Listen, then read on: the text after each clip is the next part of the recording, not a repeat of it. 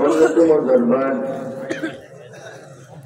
পুরকুল গাউসিয়া হাবিবিয়া দরবার শরীফের দুদিন ব্যাপী পবিত্র ইসানে সওয়াব ওয়াজদার মাহফিলের মুহতারামুল মাকাম ওয়াজিবুল ইহতিরাম যুল মজদি ওয়াল ইহতিশাম সম্মানিত সাহেবে সদর সভাপতি দামাত বরকাতুল আলিয়া উপস্থিত আজকের এই মাহফিল পরিচালনায় আমাদের সকলের প্রাণপ্রিয় মুর্শিদ এই দরবারের বাণী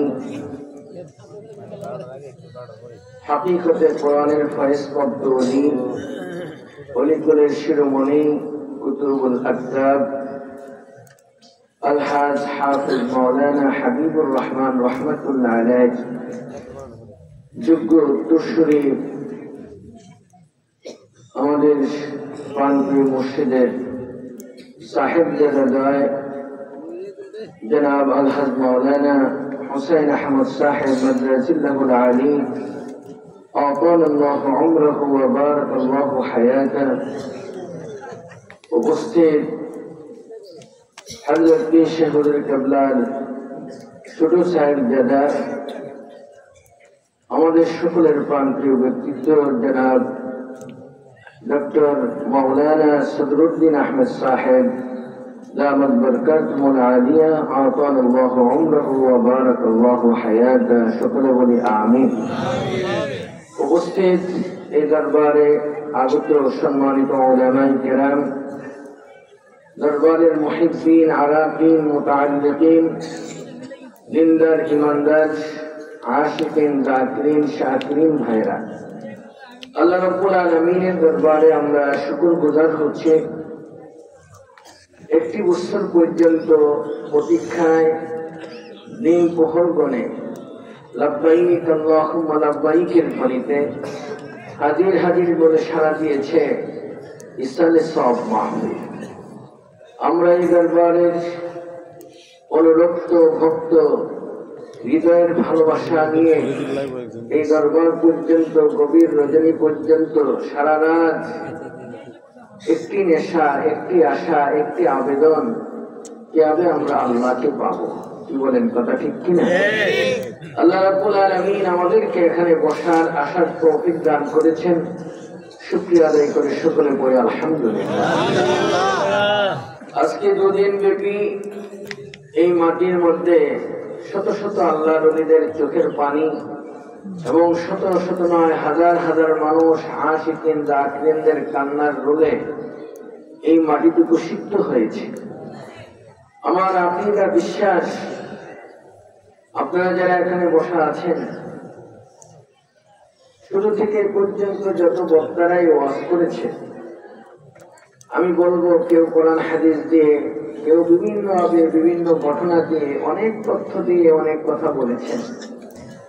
আর আমরা দুই চোখ দিয়ে যা দেখেছি বাস্তবতার নিরিখে, আমার নানা হুজুর কেবলা রহমাতুল্লাহ আলাইহ এই দরবারকে তিনি প্রতিষ্ঠা করেছিলেন।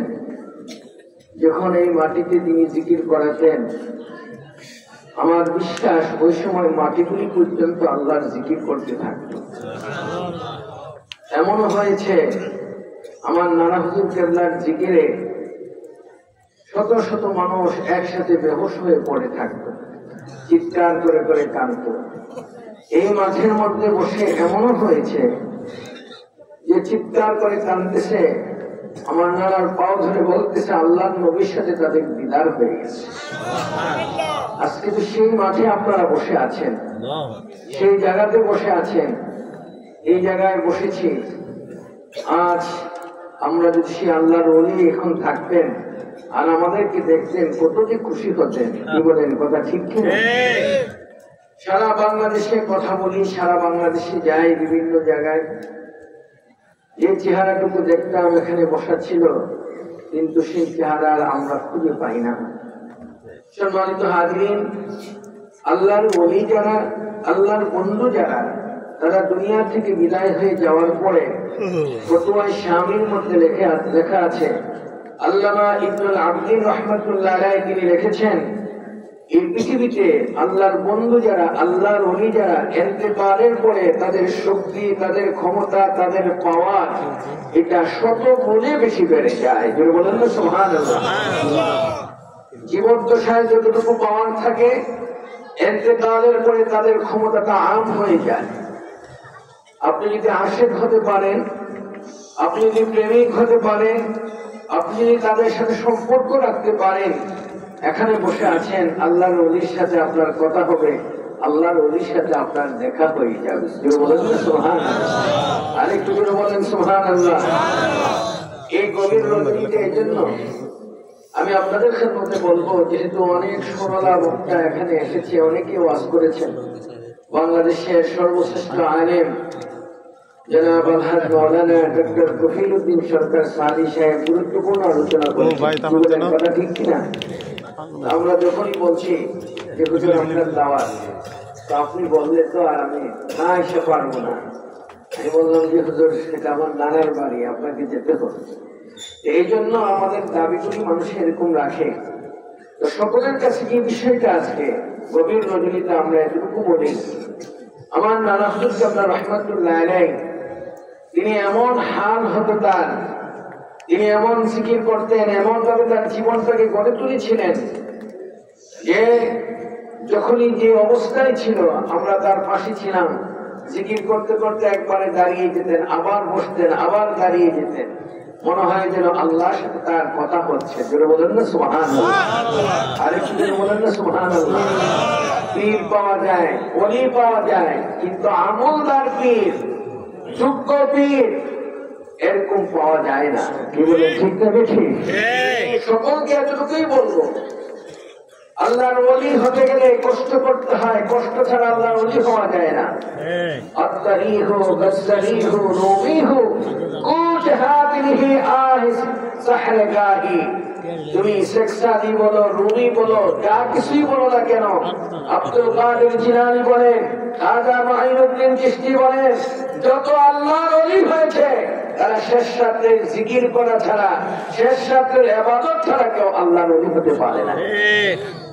আমরা আজকে তাদের অনুসরণ করে আল্লাহর ওলি হতে কি রাজি আছি? সকলে কে কে রাজি আছি? দুইটা হাত উঁচু করে দেখান। নারে তাকবীর, নারে তাকবীর, নারে রিসালাত, উলকুল গাউসিয়া হাবিবিয়া দরবার শরীফ। সম্মানিত হাজিরিন, যেহেতু আমি সারা বাংলাদেশের সকল দরবারের সাথে আমাদের সম্পর্ক আছে, কি বলেন ঠিক কিনা? নেসবতের দিক থেকে আমি কেনা ফুরফুরান সিলসিলার মূল মন্ত্র হলো একটাই, সেটা হলো সুন্নতের উপরে আমল। মূল চিন্তা যেটা হলো এটাই, একজন মানুষ যখন তার ভিতরে মাথা থেকে পা পর্যন্ত আল্লাহর নবীর সুন্নত চলে আসে, ওই মানুষটা এই পৃথিবীর মধ্যে শ্রেষ্ঠ মানুষে পরিণত হয়।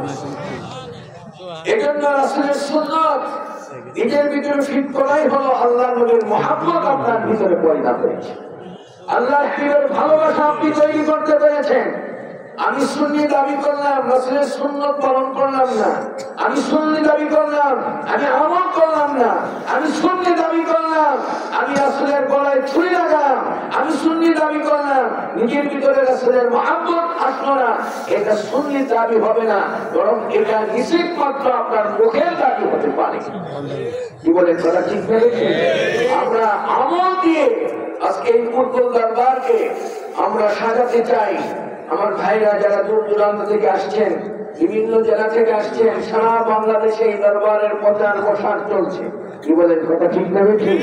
আমরা বাড়িতে যাব, আমাদেরকে দেখলেই যাকে বুঝতে পারে যে এটা ফুটবল দরবারের একজন ব্যক্তি। এই কথা ঠিক না ঠিক? আমি কয়েকদিন আগে মালয়েশিয়াতে গিয়েছিলাম, আপনারা দেখেছেন ফেসবুকে। মালয়েশিয়াতে যারা শত শত যুবক, জি টাওয়ার যেখানে একটা প্রোগ্রাম হয়েছে সেখানে